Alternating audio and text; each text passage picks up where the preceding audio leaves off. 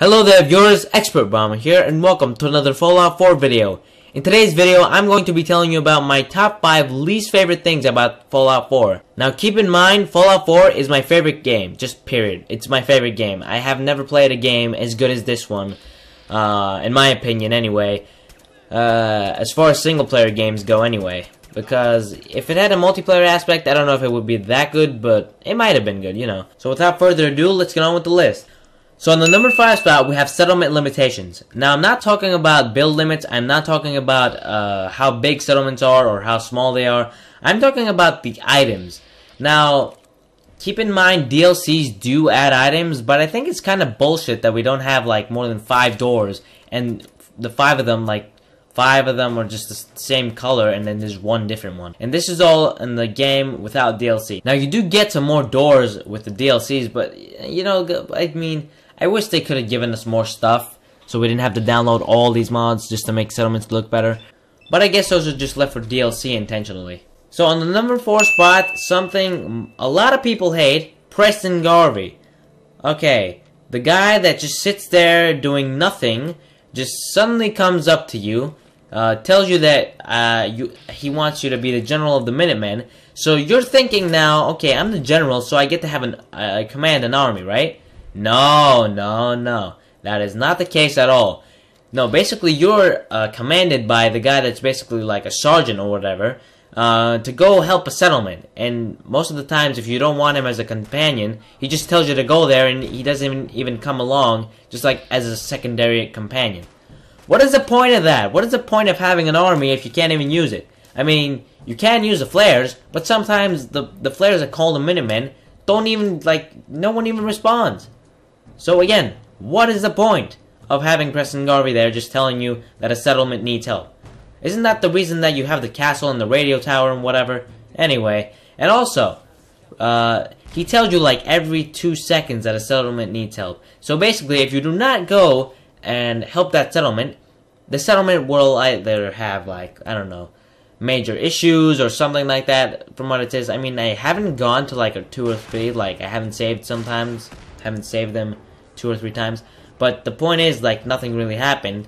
So they basically tell you that you have to go help the settlement for no apparent reason.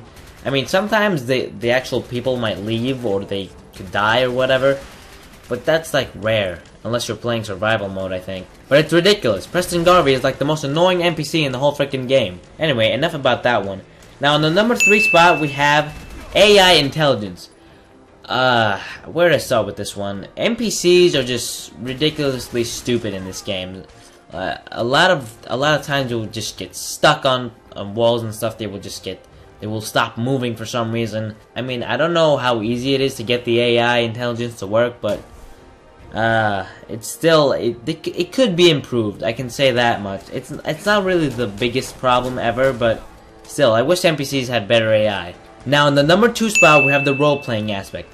This game does not have a good role-playing aspect, and why is because basically the only way to do the main quest line or like side quests and whatever, you can't choose to be bad in any way. You can be mean to the characters, NPCs, whatever you want to call them, but you basically can't deny doing stuff in the good way.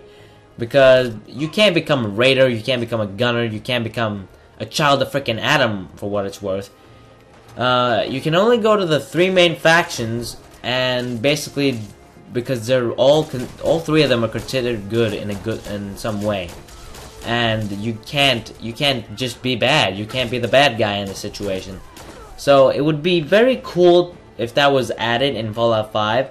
I will talk about this in a separate video. But basically, role-playing aspect, not too good. And now, on the number 1 spot, random encounters. Now, you guys must be like, what the hell is this? Most of you guys who haven't seen my random encounter level 4 merchant videos don't even care about this shit, or just don't know about it yet. Well, basically, random encounters is the biggest bullshit I've ever heard.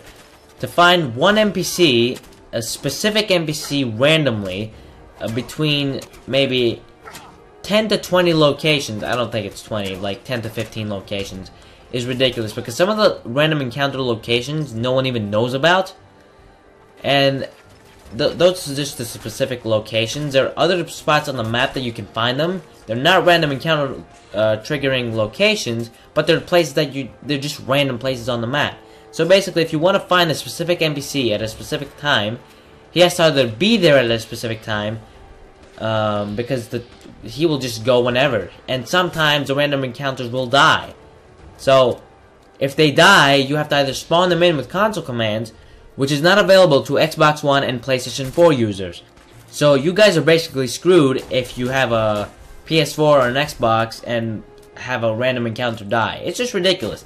I mean, it's not a very big problem. Sometimes it's not even noticeable for most players because not everyone builds settlements, not everyone wants those specific merchants.